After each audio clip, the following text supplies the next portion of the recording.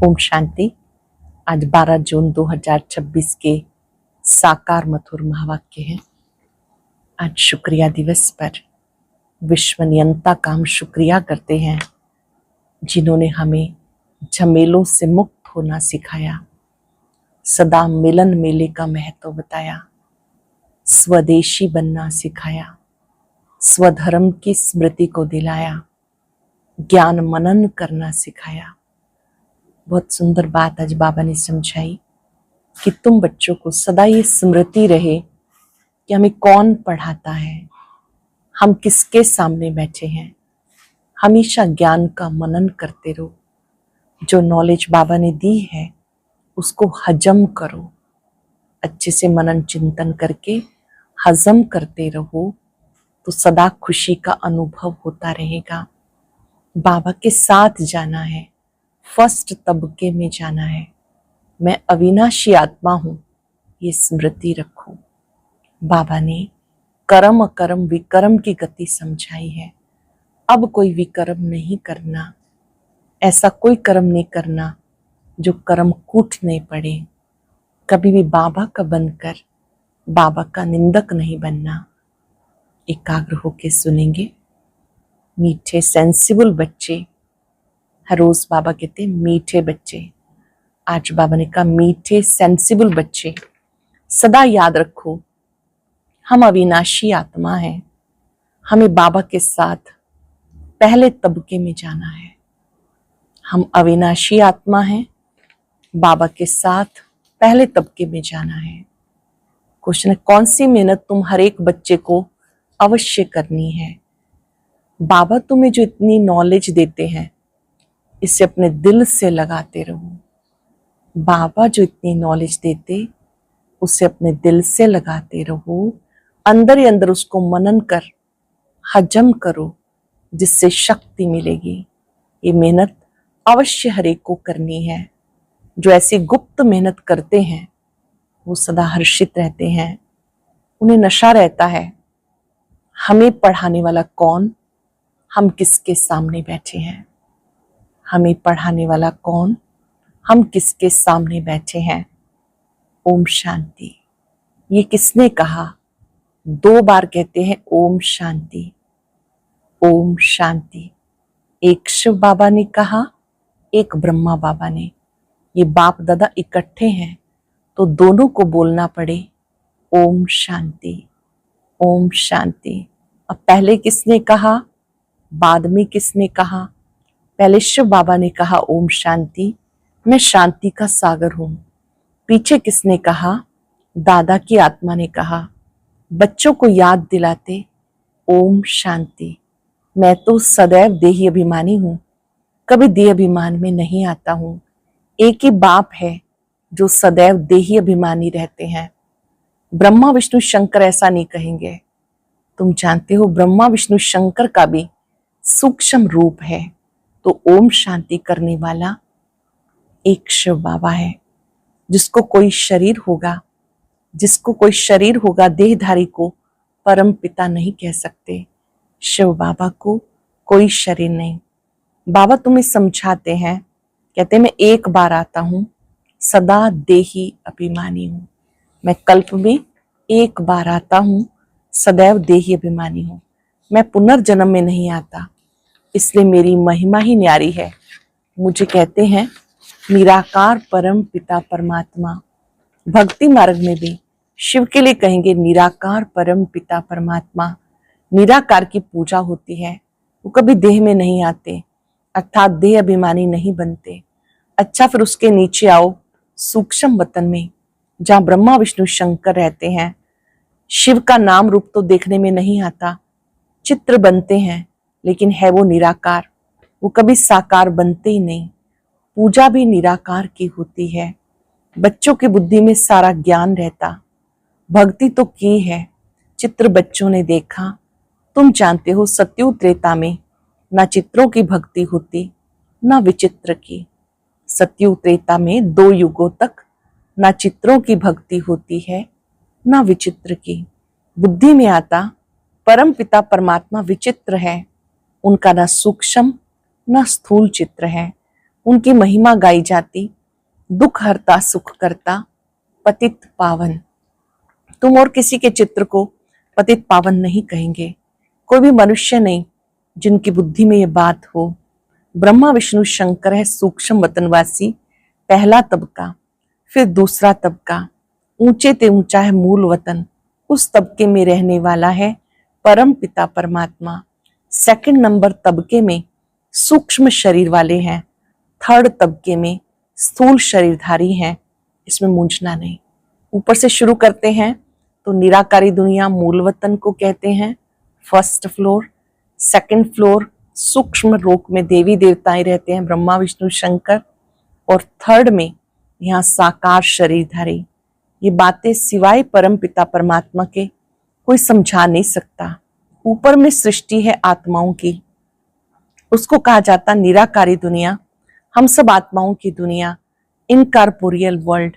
फिर हम आत्माएं कॉर्पोरियल वर्ल्ड में आती हैं, वहां है आत्माएं, यहाँ है जीव आत्माएं।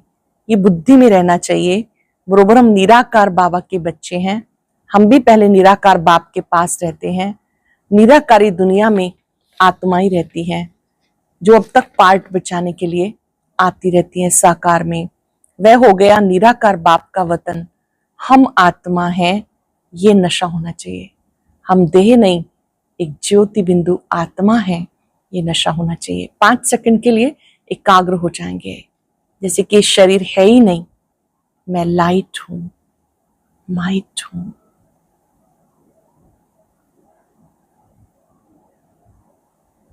शुद्ध आत्मा।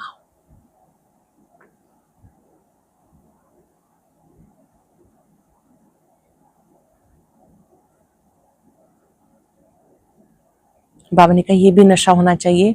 अविनाशी चीज का नशा रहना चाहिए, विनाशी चीज का थोड़े होना चाहिए। देह के नशे वाले को देह अभिमानी कहा जाता है। देह अभिमानी अच्छे व आत्म अभिमानी अच्छे। सेंसिबल कौन? आत्म अभिमानी। आत्मा ही अविनाशी है, देह तो विनाशी है। आत्मा कहती हम 84 देह लेते हैं, हम आत्मा परम धाम में बाबा के साथ रहने वाली हैं, वहां से आती हैं ये पार्ट बजाने। आत्मा कहती ओ बाबा, साकारी सृष्टि में है साकारी बाबा, निराकारी सृष्टि में निराकार बाबा। ये बिल्कुल सहज बात है। अब ब्रह्मा को कहते प्रजापिता ब्रह्मा, सो तो यहाँ ठहराना।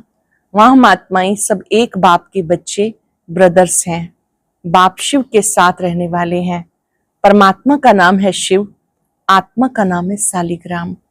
आत्मा का भी रचियता चाहिए ना, दिल में हमेशा बातें करते रहो। जो ज्ञान मिला वो अपने दिल से लगाने के लिए मेहनत करनी है। आत्मा ही विचार करती है। पहले पहले निश्चय करो, हम आत्मा बाबा के साथ रहने वाले हैं, हम उनके बच्चे हैं, जरूर वर्षा मिलना चाहिए। ये भी तुम जानते हो, ये जो आत्माओं का झाड़ है उनके पहले जरूर बीज होता है। जैसे सिजरा बनाते हैं, बड़ा बाप, फिर उनसे 2-4 बच्चे निकले, फिर उनसे और निकलते, 1-2 को वृद्धि को पाते पाते झाड़ बड़ा हो जाता। बिरादरी का नक्शा क्या होता?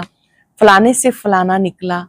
तुम बच्चे जानते हो, मूल वतन में सब आत्माएं रहती हैं, उनका भी चित्र है। ऊंच ते ऊंच है बाप, तुम बच्चों की बुद्धि में है, बाबा इस शरीर में आया हुआ है। रूहानी बाप इनमें आकर सब रूहों को पढ़ाते हैं। सूक्ष्म वतन में तो नहीं पढ़ाएंगे। सत्युग में नॉलेज किसकी भी रहती नहीं, सत्युग में ये नॉलेज किसी को रहती नहीं। बाबा ही इस संगम युग पे आकर नॉलेज देते हैं। इस मनुष्य रूप सृष्टि रूपी झाड़ की नॉलेज और किसी को नहीं है। कल्प की आयु बहुत बड़ी लिख दी। अब बाबा तुम्हें समझाते, बच्चे तुम्हें घर चलना है, वापस मूल वतन में जाना है। वह आत्माओं का घर, बाप और बच्चे रहते हैं, सब ब्रदर्स हैं। ब्रदर सिस्टर तब कहा जाता जब यहाँ शरीर धारण करते। हम आत्माएं सब भाई भाई हैं। भाई का जरूर बाप भी होगा, वो है परम पिता परमात्मा। सब आत्माएं शरीर में रहते हुए उन्हें याद करती हैं। सत्युग त्रेता में कोई याद नहीं करते, पतित दुनिया में सब उनको याद करते हैं, क्योंकि सब रावण की जेल में हैं। सीता पुकारती थी, हे राम। बाबा समझाते, राम कोई त्रेता वाला याद नहीं आता, राम परम पिता परमात्मा को समझ याद करते रहते हैं। आत्मा पुकारती है, अब तुम जानते हो आधा कल्प फिर हम किसी को पुकारेंगे नहीं, क्योंकि सुख धाम में रहेंगे। सतयुग त्रेता 2 युगों तक सुख धाम में रहेंगे। इस समय बाबा समझाते, दूसरा कोई जानते नहीं, वो तो कह देते आत्मा सो परमात्मा, आत्मा परमात्मा में लीन हो जाती है। बाबा समझाते, आत्मा तो अविनाशी है, एक भी आत्मा का विनाश नहीं हो सकता। जैसे बाप अविनाशी, आत्मा भी अविनाशी है। यहाँ आत्मा पतित तमो प्रधान बनती है, फिर बाप सतो प्रधान पवित्र बनाते। सारी दुनिया को तमो प्रधान बनना ही है, फिर सतो प्रधान बनना है। पतित दुनिया को पावन बनाने बाप को आना पड़ता है। उसको कहते हैं गॉड फादर। बाबा भी अविनाशी है, हम आत्मा भी अविनाशी हैं, ये ड्रामा भी अविनाशी है। तुम बच्चे जानते हो ये वर्ल्ड की हिस्ट्री ज्योग्राफी कैसे रिपीट होती है। इन चारों युगों में हमारा पार्ट चलता है। हम सूर्यवंशी फिर चंद्रवंशी बनते हैं। चंद्रवंशी जैसे 2nd ग्रेड में आ जाते। 14 कला वाले को सूर्यवंशी नहीं कह सकते, वास्तव में देवी देवता भी उनको नहीं कह सकते। देवी देवता संपूर्ण निर्विकारी, 16 कला संपूर्ण को कहा जाता। राम को 14 कला संपन्न कहेंगे। सतयुग वाले 16 कला, त्रेता में श्री राम जी 14 कला। तुम्हारे ही 84 जन्मों का हिसाब समझाया जाता। नई चीज फिर पुरानी होती तो वो मजा नहीं रहता। पहले संपूर्ण पवित्र रहते, फिर थोड़े वर्ष पास होंगे, थोड़ा पुराना कहेंगे। मकान का भी मिसाल दिया जाता। ऐसे हर चीज होती है। दुनिया भी एक बड़ा मांडवा है। ये आकाश तत्व बहुत बड़ा है, इसका अंत नहीं, इसकी एंड कहाँ है वह निकाल नहीं सकते। चलते जाओ, एंड हो नहीं सकती। ब्रह्मा तत्व की भी कोई एंड हो नहीं सकती। यूं साइंस वाले कितनी कोशिश करते हैं एंड देखने की, लेकिन जा नहीं सकते, अंत पा नहीं सकते। ब्रह्मा तत्व बहुत बड़ा बेअंत है। हम आत्माएं बहुत थोड़ी जगह में रहती हैं। यहाँ बिल्डिंग आदि कितनी बड़ी बड़ी बनाते। स्पेस धरती की बहुत बड़ी है, खेती आदि भी तो चाहिए ना। वहां तो सिर्फ आत्मा ही रहती हैं। आत्मा शरीर बिगर कैसे खाएगी? वहां तो अभोगता है। खाने व भोगने की कोई चीज होती नहीं। बाबा समझाती है ज्ञान तुम बच्चों को एक बार मिलता है, फिर कल्प के बाद तुम्हें दिया जाता, तो ये नशा रहना चाहिए। हम देवता बनने वाले थे। तुम कहते हो बाबा आज से 5000 वर्ष पहले हम आपके पास आए थे शूद्र से ब्राह्मण बनने, अब फिर हम आपके पास आए हैं। वो निराकार होने के कारण तुम कहेंगे दादा के पास आए हैं। बाबा ने इनमें प्रवेश किया। बाप कहते जैसे तुम ऑर्गन्स ले पार्ट बचाते हो, मैं भी ऑर्गन्स का आधार लेता हूँ। जैसे आप आत्मा इस शरीर लेके पार्ट बचाती हो, मैं भी ऑर्गन्स का आधार लेता हूँ, नहीं तो मैं पार्ट कैसे बचाऊं। शिव जयंती भी मनाते हैं। शिव तो निराकार है, उनकी जयंती कैसे हुई? मनुष्य तो एक शरीर छोड़ दूसरा लेते। बाबा कहते मैं कैसे आके तुम बच्चों को राजयोग सिखाऊं। मनुष्य से देवता बनाने के लिए राजयोग बाप सिखाते हैं। मुझे ही पतित पावन ज्ञान सागर कहते हैं। मुझे झाड़ के आदि मध्यंत का मालूम है। तुम बच्चे समझते हो बाबा इनमें प्रवेश कर हमें सब नॉलेज समझाते हैं। ब्रह्मा विष्णु शंकर के पार्ट को भी समझना चाहिए। बाप को तो समझा है, वह पतित पावन है। हर एक की महिमा अलग अलग, ड्यूटी अलग अलग होती है। प्रेसिडेंट प्राइम मिनिस्टर आदि बनते। आत्मा कहती है मेरा शरीर है, मैं प्राइम मिनिस्टर हूं। आत्मा शरीर के साथ ना हो तो बोल ना सके। शिव बाबा भी निराकार है, उनको भी बोलने के लिए कर्म इंद्रियों का आधार लेना पड़ता। इसलिए दिखाते मुख से गंगा निकली। अब शिव तो है बिंदी, उनको मुख कहाँ से आया? तो इनमें आकर बैठते हैं, उससे ज्ञान गंगा बहाते हैं। इनमें आकर बैठते हैं, ब्रह्मा तन में ज्ञान गंगा बहाते। बाप को ही सब याद करते हैं। पतित पावन आओ, हमें इस दुख से छुड़ाओ। वही बड़े ते बड़ा सर्जन है, उसमें ही पतितों को पावन बनाने का ज्ञान है।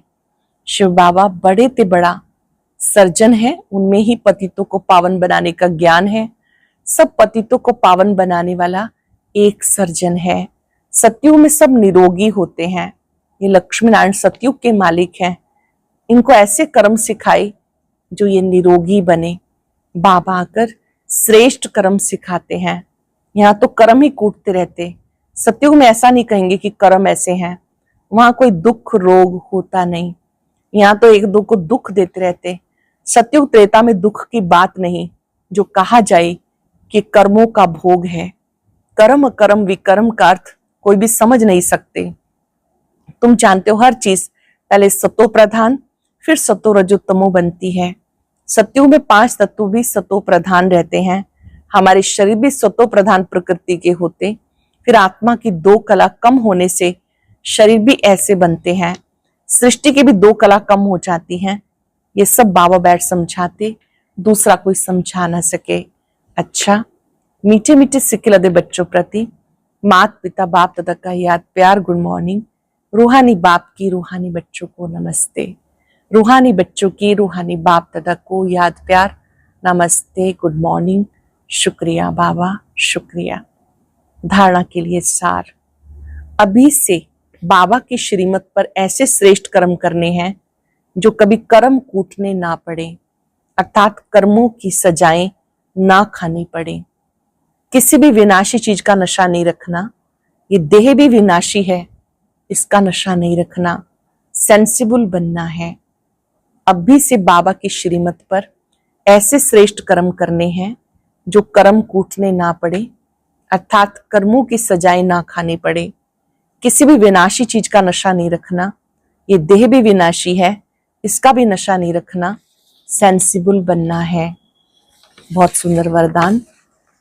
इस पुरानी दुनिया को विदेश समझ, इससे उपराम रहने वाले स्वदेशी भव। इस पुरानी दुनिया को विदेश समझ, इससे उपराम रहने वाले स्वदेशी भव। जैसे कई लोग विदेश की चीजों को टच भी नहीं करते, समझते अपने देश की चीजों का प्रयोग करें। ऐसे आप लोगों के लिए ये पुरानी दुनिया ही विदेश है। इससे उपराम रहो।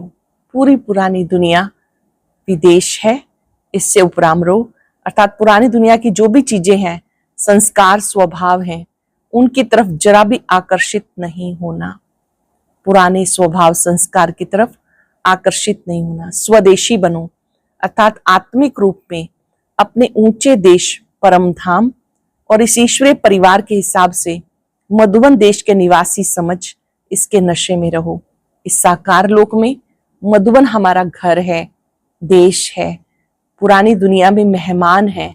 स्वदेशी बनना अर्थात परम धाम घर की स्मृति में रहना। जैसे कई लोग विदेश की चीजों को टच भी नहीं करते, समझते अपने देश की चीज का प्रयोग करें। ऐसे आप लोगों के लिए पुरानी दुनिया ही विदेश है, इससे उपराम रहो। पुरानी दुनिया की जो भी चीजें हैं, स्वभाव संस्कार हैं, उनकी तरफ जरा भी आकर्षित ना हो। स्वदेशी बनो, अर्थात आत्मिक रूप में अपने ऊंचे देश परम धाम और इस ईश्वरीय परिवार के हिसाब से मधुबन देश के निवासी समझ इसके नशे में रहो। स्लोगन है, झमेलों में फंसने की बजाय सदा मिलन मेले में रहो। झमेलों में फंसने की बजाय सदा मिलन मेले में रहो। सदा हर्षित रहने के लिए अपनी नेचर को सरल बनाओ, सहनशील बनो। होली हंस की विशेषता सरल चित्त, सरल वाणी, सरल वृत्ति, सरल दृष्टि। बाप दादा को सबसे प्रिय, सबसे समीप, साफ दिल वाले प्यारे हैं।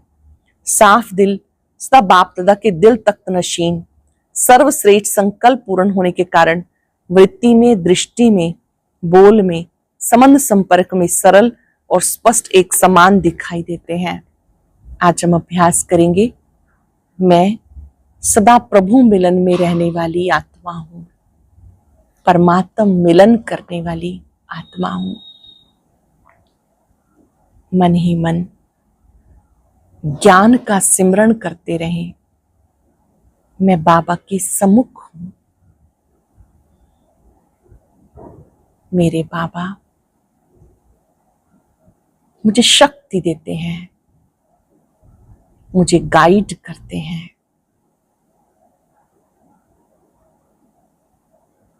ये प्रभु मिलन का समय है।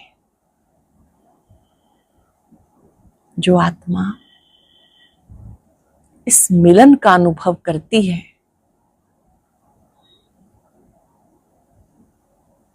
वो झमेलों से मुक्त हो जाती है।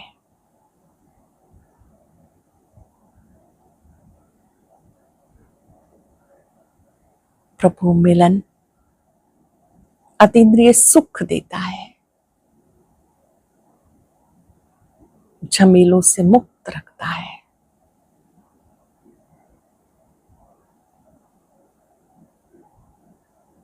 बाबा की शक्तियों को अपने में आता अनुभव करें। मैं झमेला मुक्त आत्मा हूं। शुक्रिया बाबा, शुक्रिया। आज का अव्यक्त ज्ञान मोती सुनने के लिए ऊपर दिए गए बॉक्स पर क्लिक करें। अगर बॉक्स दिखाई नहीं दे रहा है तो ऊपर जो कॉर्नर में शो लिखा हुआ है उस पर क्लिक करें।